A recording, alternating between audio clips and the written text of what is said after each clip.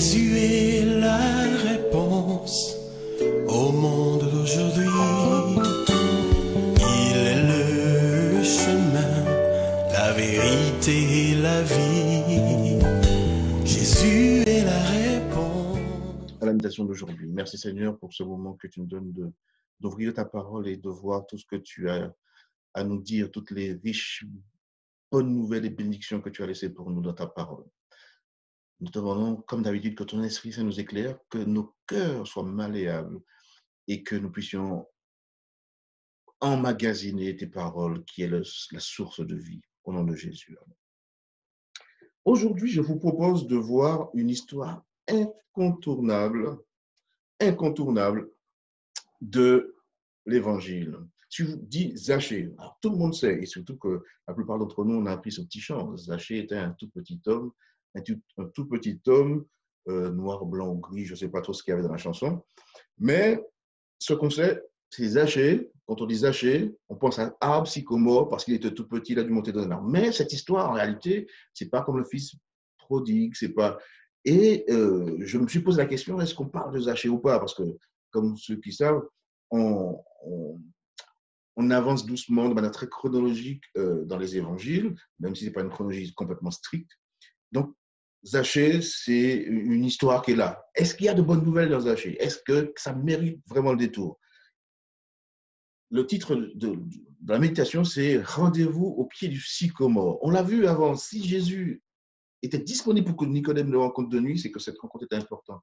Si Jésus n'est pas rentré dans Samarie, resté assis près du puits, c'est qu'il avait rendez-vous avec la femme samaritaine sans que la femme ne soit consciente. Quand Jésus nous donne rendez-vous, on a rendez-vous avec lui, même si on ne le sait pas. Après, on peut rater le rendez-vous. Et là, on voit que Jésus avait rendez-vous avec Zachée. Zachée ne le savait même pas. Alors, donc Luc 19, c'est les 10 premiers versets de Luc 19, l'histoire de Zachée. Il entra dans Jéricho et passa par la ville. Un homme nommé Zachée, qui était chef des collecteurs de taxes et qui était riche, cherchait à voir qui était Jésus. Mais à cause de la foule, il ne pouvait pas le voir car il était de petite taille. Il courut en avant et monta sur un sycomore pour le voir, parce qu'il devait passer par là. Zachée, alors on va brosser pour essayer de trouver dans cette histoire pourquoi c'est cité dans les évangiles, qu'est-ce qui a tiré de cela, on va essayer de citer le contexte. Donc Zachée, c'est qui? C'est l'homme le plus détesté de David. Et pour cela, il y a une bonne raison. Il n'est pas seulement un collecteur de taxes. Là, on vient de le lire, la Bible nous dit qu'il était le chef. On sait toujours, rappelez-vous, enfin pour ceux qui étaient là, dès le départ, je sais qu'il y a au moins Laetitia et Kathleen, on disait que tous les disciples n'étaient pas végétariens. Pourquoi? Parce qu'il y avait un zélote, Simon, mais il y avait aussi Matthieu qui était un collecteur de taxes. À l'époque, ça a dû surprendre certains disciples et les autres quand Jésus l'a pris dans sa garde rapprochée. Donc là, on a un Zachée collecteur de taxes, mais non seulement ça, c'est le chef. Donc, riche, donc certainement, il avait l'une des plus grandes maisons de la ville. Il portait de beaux vêtements et il avait certainement de nombreux serviteurs qui étaient à son service. Donc, les gens savaient que Zachée était riche parce qu'il prenait injustement leur argent. Alors, Jéricho, pour bien citer tout le contexte, Jéricho était le lieu idéal permettant à un collecteur de taxes de devenir riche. Parce que Jéricho est situé dans la vallée du Jourdain. C'est un carrefour commercial entre l'Est et l'Ouest et entre le nord et le Sud et l'Est et l'Ouest. De plus, un grand nombre de palmiers, de balsamiers parfumaient la région à des kilomètres à la ronde. L'historien Joseph affirma que Jéricho était la ville la plus riche de la Palestine. D'ailleurs, les Romains envoyaient des dattes et le baume à Jéricho partout dans l'Empire. C'était donc le lieu parfait pour être collecteur de taxes, notamment en raison de la façon dont les taxes étaient collectées. Malheureusement, le système de collecte de taxes favorisait les abus. Donc, à l'époque, les Romains déléguaient la tâche de collecter les taxes dans la région. Donc, ils déléguaient ça, les Romains n'en s'occupaient pas eux-mêmes. Ce qu'ils faisaient, c'est qu'ils les évaluaient. Bon, dans telle région, ça vaut un certain montant, et ils vendaient ce droit à quelqu'un pour collecter les taxes et ils récupéraient juste le sous. Donc, les collecteurs de taxes collectaient les taxes, mais collectaient en trop et récupéraient le surplus si les gens n'étaient pas d'accord pour payer les taxes, ils appelaient la police de l'époque. Donc, c'était les Romains. Donc, si moi je disais, ah ben non, là, Zachée, là, tu me prends trop d'argent, Zachée, il ne faisait pas, il appelait la garde romaine, et puis voilà, tout était réglé. Donc, tout le monde était obligé de payer les taxes. Donc là, on a un collecteur de taxes super riche parce qu'il y a un système qui favorise ça. En plus, c'est des chefs. Donc, le fait qu'il soit, c'était le meilleur dans ce domaine, le fait qu'il soit chef des collecteurs de taxes, il donnait des ordres à ceux qui étaient à une position inférieure, et il prenait également un pourcentage. Donc, dire que c'était l'homme le plus détesté de la ville, ce n'est pas du tout usurpé. En plus, c'était purement et simplement du vol. Et c'est ce qu'il faisait. Donc ainsi, quand Jésus est arrivé à Jéricho, l'homme le plus détesté de la ville rencontra l'homme le plus populaire de l'époque. Je souhaite la bienvenue à ceux qui nous rejoignent. Benjamin, bonsoir, ça fait longtemps. Salut Kétia. Alors, Zachée était peut-être riche, même très riche, mais Zachée était seul. Et il avait conscience d'être dans l'erreur. Il ne savait pas exactement quel était son problème, mais il avait entendu parler d'un prophète en ville qui comptait dans ses rangs, parmi ses disciples, un collecteur de taxes. Rappelez-vous, c'était Matthieu. Donc, tous les collecteurs étaient détestés, mais Matthieu faisait partie de la garde des disciples. D'ailleurs, c'est une des raisons, des multiples raisons pour lesquelles Jésus était critiqué. Donc, comme tous ceux qui ont conscience de leurs besoins, Zachée voulait voir Jésus. Versets 5 à 7. Lorsque Jésus fut arrivé à cet endroit, il leva les yeux et dit, Zachée, descends vite, il faut que je demeure aujourd'hui chez toi. Tout joyeux, Zachée descendit vite pour le recevoir. En voyant cela, tous maugréaient. Il est allé loger chez un pêcheur. Le fait que Zachée soit contraint de monter dans un arbre, ça a dû beaucoup amuser les habitants de Jéricho. Et ça a certainement dû les intéresser encore plus que même la venue de Jésus. Parce qu'en y réfléchissant bien, ce n'est pas tous les jours qu'on voit un homme riche, en tout cas pour l'époque, relever le pan de ses vêtements et tenter de monter, de grimper à un arbre. À vrai dire, Zachée, on le sait, la Bible précise, il était petit de taille, il n'avait vraiment pas le choix s'il voulait voir Jésus. La Bible dit, il était petit. Alors on peut imaginer, Zachée dans un premier temps, essaie de se frayer un chemin dans la foule. Et là, on peut penser que certains en profitaient par vengeance de lui donner des coups de coude, des coups de pied. Donc Zachée, voilà, pas le choix, il monte dans un arbre. Donc, Zachée, lui, la Bible précise qu'il était heureux quand Jésus le dit. Donc, on peut penser que Zachée, là, il avait vraiment un besoin. Il souhaitait voir Jésus, même s'il imaginait que leur relation n'irait pas plus loin, mais il voulait voir Jésus. Après tout, ce qu'il faut préciser, c'est que les Juifs considéraient que les collecteurs de taxes étaient des hommes impurs. Non seulement ils travaillaient pour les Romains, première cause première raison qu'on le déteste, mais ils leur estoquaient l'argent qu'ils avaient gagné à la sueur de leur front. Les collecteurs de taxes n'étaient même pas autorisés à entrer dans les synagogues. Donc, Zachée, là, il n'a pas le choix, la seule solution, c'est de monter dans l'arbre. Et là, et c'est pour ça que cette histoire vaut vraiment le détour, quelque chose d'incroyable se produit. Jésus s'arrête au pied de l'arbre. Jésus s'arrête au pied de l'arbre. Il a rendez-vous avec Zachée. Et Zachée ne le sait pas. Il a envie de voir Jésus, il a besoin, il ne sait pas comment l'exprimer, il sait qu'il est dans l'erreur. Tout le monde le déteste. En plus, il est petit de taille. Donc, une solution ridicule, monter dans un arbre. Et là, Jésus s'arrête au pied de l'arbre. Donc, tout comme la femme samaritaine, j'avais appelé cette méditation itinéraire croisé. On a rendez-vous souvent avec Jésus, on ne le sait même pas. Jésus s'arrête au pied de l'arbre et il s'invite à dîner chez cet homme pécheur. Et là, tout le monde fut choqué. Mais on imagine que personne ne fut autant même que Zachée. En réalité, la foule n'était pas seulement choquée, elle était scandalisée. Elle protesta, affirmant que ce soi-disant prophète allait tout simplement se rendre chez un escroc. Comme on l'a vu dans Luc 15, on constate encore que les scribes et les pharisiens se donnent à leur sport favori, ils se mettent à maugréer une fois de plus. Mais cette fois, Jésus n'est pas en train de raconter des paraboles. Là, il s'agissait de la vie réelle. Il connaissait les besoins des personnes qu'il rencontrait. Le but de sa vie était justement de répondre aux besoins de ces personnes. Zachée n'était pas seulement l'homme le plus riche de la ville, mais également l'homme le plus seul. Or, en Jésus, il a trouvé un ami. La bonne nouvelle dans cette histoire, il faut toujours de bonnes nouvelles dans l'évangile. Je ne tire pas par les cheveux pour en trouver, ça vient tout seul. La bonne nouvelle dans cette histoire, c'est que Jésus est désireux d'être notre ami à tous. Même quand, bien même parmi nous, il y aurait des collecteurs de taxes. Jésus veut être notre ami. Quand bien même qu'à son travail, on est détesté par rapport, Jésus veut être notre ami. On l'a vu dans les paraboles, dans les méditations précédentes, où Jésus, il essaye toujours de nous sauver. Il vient toujours à notre secours et c'est lui qui fait toujours le premier pas. Donc Jésus veut être notre ami à tous si nous faisons preuve d'humilité et si nous le laissons entrer chez nous.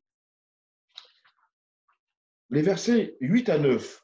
Mais Zachée debout dit au Seigneur, Seigneur, je donne aux pauvres la moitié de mes biens. Et si j'ai stocké quoi que ce soit à quelqu'un, je lui rends le quadruple. Jésus lui dit, aujourd'hui, le salut est venu pour cette maison, parce que lui aussi est un fils d'Abraham. Le fait de rencontrer Jésus change la vie quand on accepte le rendez-vous avec lui. Tout au long des 4 évangiles, on constate que tous les gens qui rencontrent Jésus ne sont plus les mêmes après. Soit on devient meilleur, et c'est souvent le cas, ou alors on devient pire. Mais la vie n'est plus la même après.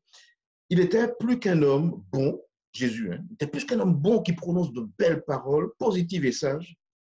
Jésus avec la capacité de changer la vie. Et c'est ce qui se produit là avec Zachée.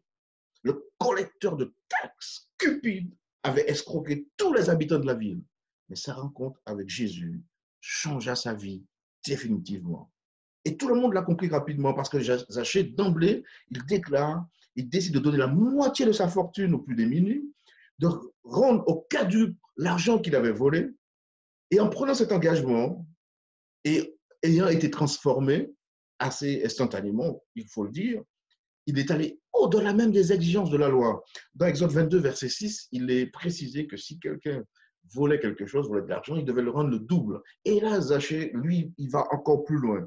Et je vais vous lire une citation de Madame White qui parle de cette histoire. Aucun repentir sincère s'il n'entraîne pas une œuvre de réformation. Aucun repentir n'est sincère s'il n'entraîne pas une œuvre de réformation. On a beau dire qu'on regrette, on se repent, il faut que cela soit suivi d'actes. La justice du Christ n'est pas un manteau destiné à couvrir des péchés qu'on ne veut ni confesser ni abandonner. C'est un principe de vie qui transforme le caractère et dirige la conduite. La sainteté consiste à se vouer entièrement à Dieu. C'est une soumission complète du cœur, encore le cœur, et de la vie au principe du ciel. La voie empruntée par Zachée est le seul choix possible. Jésus termine cette histoire avec le verset 10. Car le Fils de l'homme est venu chercher et sauver ceux qui étaient perdus. Perdus, c'est un mot très parlant, notamment pour ceux qui se sont déjà perdus. Moi, je me souviens un jour, ça se passe à la Guadeloupe, on faisait une course d'orientation. Et là, je vous parle de la Guadeloupe de 1987.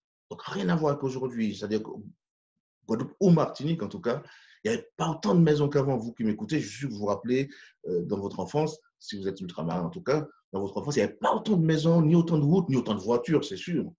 Et je me rappelle, à la Guadeloupe, c'était à Sainte-Rose, course d'orientation. Déjà, j'étais un peu rassuré parce qu'il n'y a pas de serpent comme en Martinique. Mais on s'est enfoncé dans les bois, dans la montagne. Et là, on a croisé un paysan qui nous a dit, c'est en créole, mais peut-être certains ne comprennent pas le français, le créole, pardon. Si vous allez par là, moi j'appelle les gendarmes. Parce qu'il était sûr qu'on allait se perdre. Mais course de natation, nous sommes les pros de la boussole, on s'est dit pas de problème. Et là, on s'est enfoncé et on a dû certainement louper un cap. Parce que quand on aurait dû arriver à 13 h, il était 17 h, on était encore dans la montagne. Et on ne savait pas où aller. Le pire, c'est qu'il y a eu 2 blessés légers, on va dire, mais certains qu'on devait porter parce que foulure de cheville, voilà. 4 heures. Et je peux vous assurer que la panique commençait à gagner.